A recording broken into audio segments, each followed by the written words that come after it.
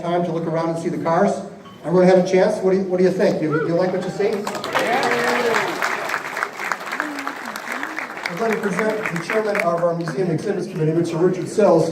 We'll tell you a little bit about the exhibit and all the things connected with it. The two exhibits we have Mustangs and Thunderbirds. You can't forget to see the Thunderbird display. Judging by the turnout of people we had here, the cars in the parking lot, the whole thing, I think we touched on something which we already know. Mustang's been around for over 50 years, and that's evident. The enthusiasm for the car is evident through the people we have here tonight.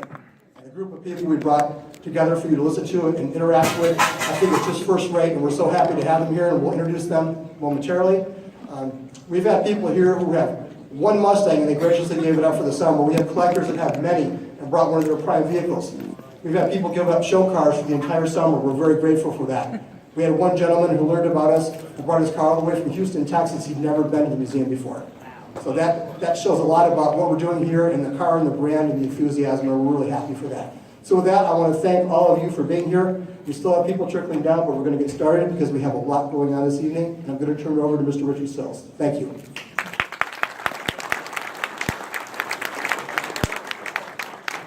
Good evening. I'm a museum board member, and the mission of our museum is to present the history of the motor vehicle in a way that's both entertaining and educational.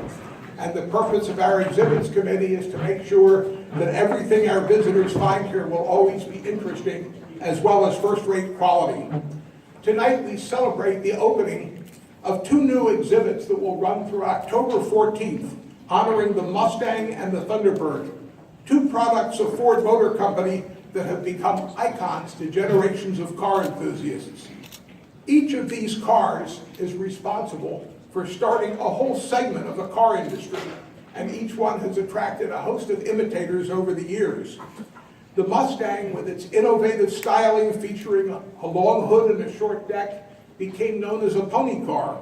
That's why our exhibit is named 6 Generations of America's Favorite Pony Car.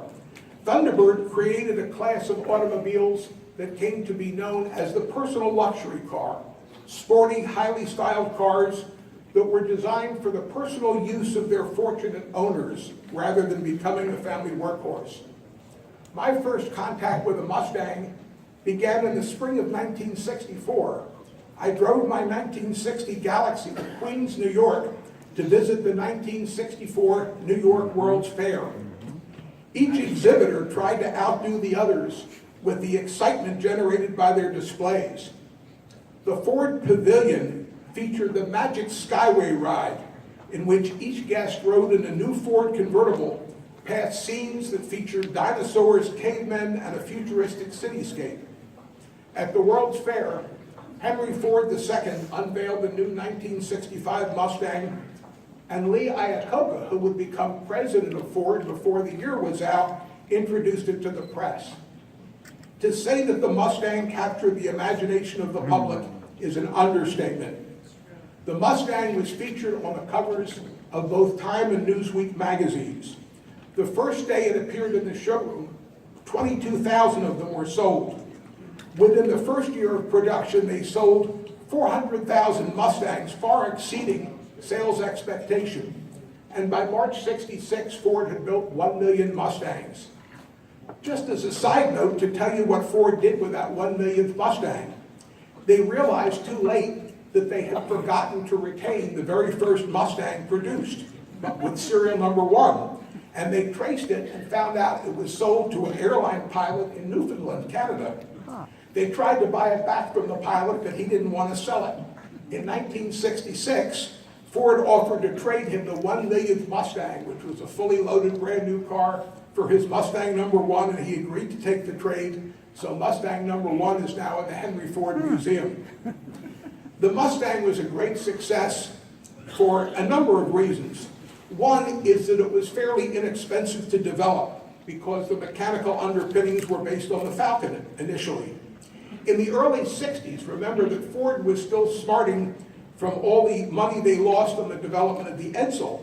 So one factor that convinced them to greenlight the creation of the Mustang was the assurance that it would use a lot of existing components. The other is that the Mustang appealed to a remarkably wide segment of buyers.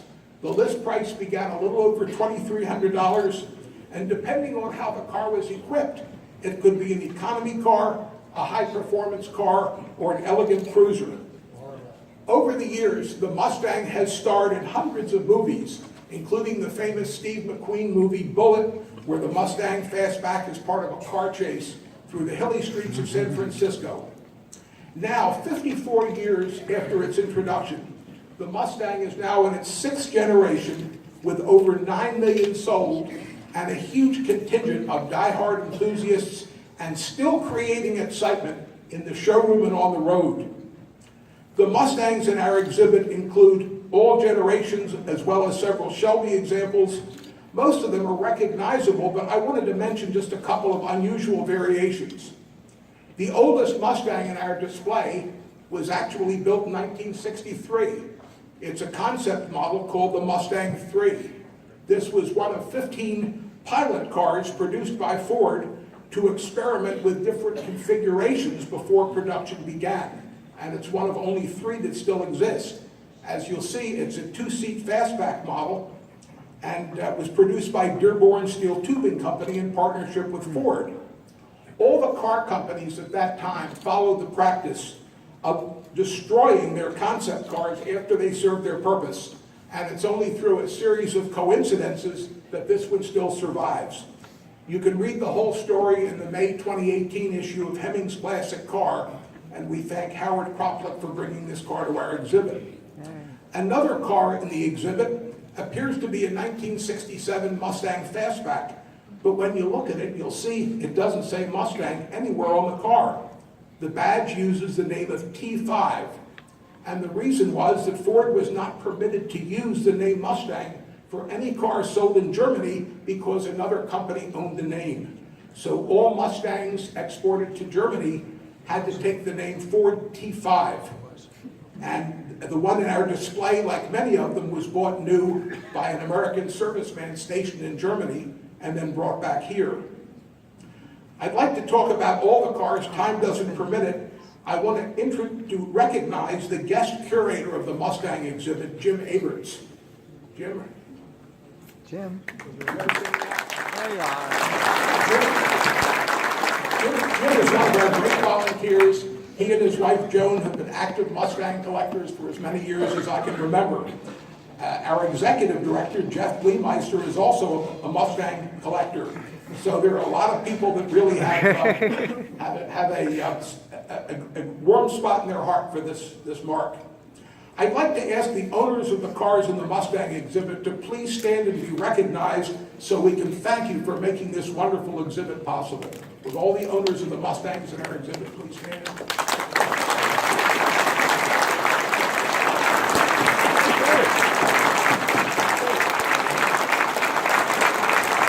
Thank you, because without you this would not be possible. The Thunderbird exhibit appears in the Williams Klein Gallery on the main level. This is the area where you first enter the museum. It looks like a dealer's showroom. And this exhibit is brought to us courtesy of the International Thunderbird Club. The Thunderbird was produced from 1955 through 2005 with a 4-year hiatus from 88 to 2001, or from 98 to 2001. Unlike the Mustang, the Thunderbird was never intended to sell based on price. It was always in the middle to upper price range, but nevertheless, Ford sold almost 4.5 million of them during the life of the model. As we all know, the '53 Chevrolet Corvette was the first modern 2-seater car made in America after World War II. And in one sense, it can be said that the Thunderbird was created to compete with the Corvette because both are 2-seater open cars. But where the Corvette was marketed as a sports car, the Thunderbird was described as a personal car. That is, a sporty car that was more upscale and with more comforts and conveniences for the driver and passenger. Which version did the drivers prefer? I'll give you a hint. In Thunderbird's first model year, 1955, Ford sold over 16,000 Thunderbirds, and that year Chevrolet sold 700 Corvettes. So that's a margin of more than 23 to 1. As years went on, the Thunderbird created its own market niche, with many competitors following suit in a category known as the personal luxury car. In its last generation, from 2002 to 2005, Thunderbird returned to its original two-seat configuration, but with a generous helping of luxury and convenience features. The International Thunderbird Club welcomes owners and enthusiasts of all years of Thunderbirds. We have three great examples in the Williams Klein Gallery. One is a well-documented tribute to a high-performance 57 Thunderbird that became known as the Battlebird. This car proved Thunderbird's prowess on the racetracks. They were originally called Super Thunderbirds, but the press started calling them Battlebirds because they were designed to battle the Corvette. The Battlebirds were built to run on the sands of Daytona Beach, and one of them exceeded 200 miles an hour there, so it's got quite a provenance.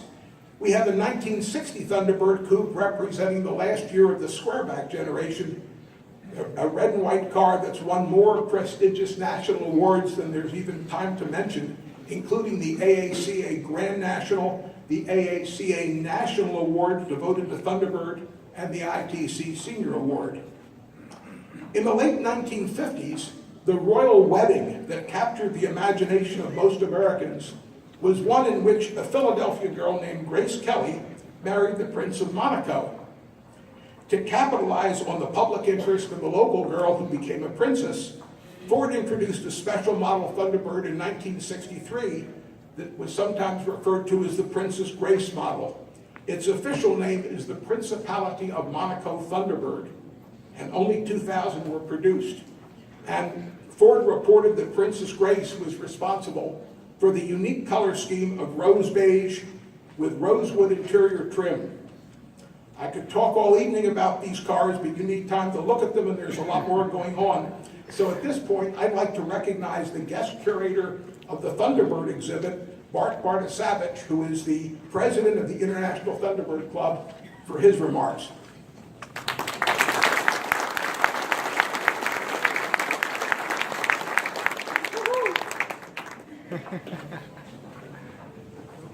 Thank you, Richard. I am Gerard Bartasavich, also known as Bart. I'm president of the International Thunderbird Club. I reside in Cleveland, Ohio, and it is a pleasure to thank AACA Museum Board President Hank Hallowell, who's not here today, Executive Director Jeff Leemeister, Marketing Director Nancy Gates, and all the AACA member staff for helping make the ITC exhibit a success. ITC is proud to have the first three exhibitors here this evening. Please stand, I'd like to introduce them. Please stand Richard Stuck from New Jersey, owner of the 57 Thunderbird Battlebird. This is Richard Stuck from New Jersey. Welcome, Richard. Tom Young from Maryland with his 60 senior AACA ITC award winner. That's Tom Young over here. Tom, thank you very much, man.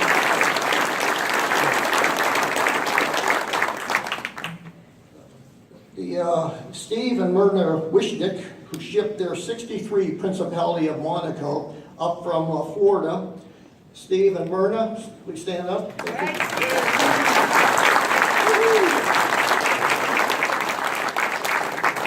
Thank you, ITC members, for sharing your special T-birds for members and members of the museum here.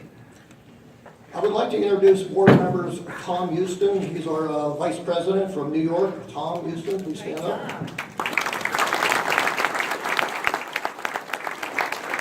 Our local chapter president and board member from Mechanicsburg, PA, Bob Hilton. Is Bob here? Bob's back here. Mrs. Greiser for the east part of the United States is Susan Skanga from New Jersey. Susan will have her 65 fully restored Thunderbird in a future exhibit here at the museum. Who else do we have here? I'd like to thank all the other members that came here tonight, the International Thunderbird members that came here tonight to help celebrate the ITC exhibit. It is also a pleasure to have John Clore here from Ford Motor Company.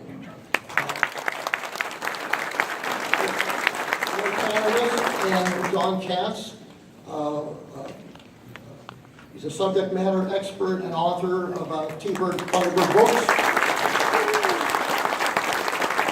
I understand John is going to write some articles for Ford Motor Company, and hopefully they'll get on the Ford Motor Company's website soon.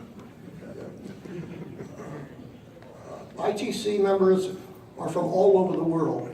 Including, we also have over 5,000 members on ITC Facebook. We're a huge social media, a favorite of social media, and that's, we have members posting from all over the world, which is, really helps our club.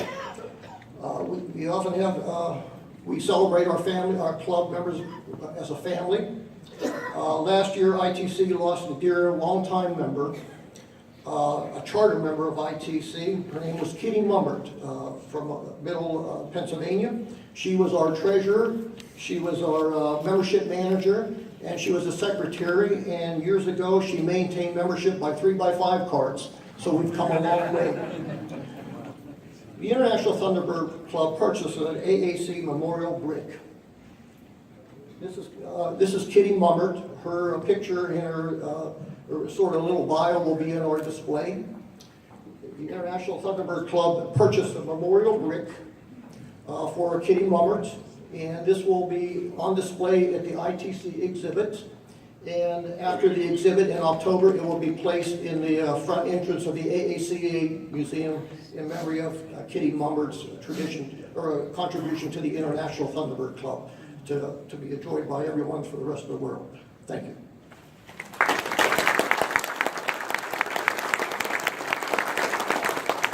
Two years ago, ITC had an international convention locally, and the AACA Museum hosted our club over here. We had all the Thunderbirds in front of the museum, and we had a wonderful time, and we thank the museum for hosting us. This year, our International Thunderbird Convention is going to be in Buffalo, New York, and in August, and we welcome everyone with a Thunderbird, everyone with a Ford, and everyone that's interested in attending our International Thunderbird Club convention to come to Buffalo and enjoy the Thunderbirds and people from all over the world. Again, ITC is very fortunate to have the support of the AACA Museum and Ford Motor Company. We want to thank you both for accepting the International Thunderbird Club, promoting the International Thunderbird Club, and we enjoy promoting Ford and AACA Museum in return. Thank you very much. I appreciate our presentation here, and thank you. Feel free to come into our exhibit. We have a sign-in guest book, and feel free to sign in and tell us where you're from, and we'd love to see where you're from and see who came to view our Thunderbird exhibit. Thank you very much.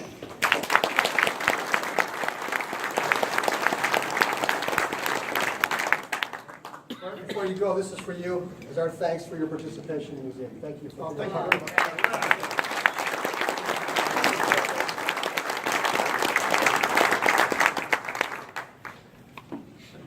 You're welcome. Thank you, Bart. Thank you, Richard. And thank all of you for being here tonight.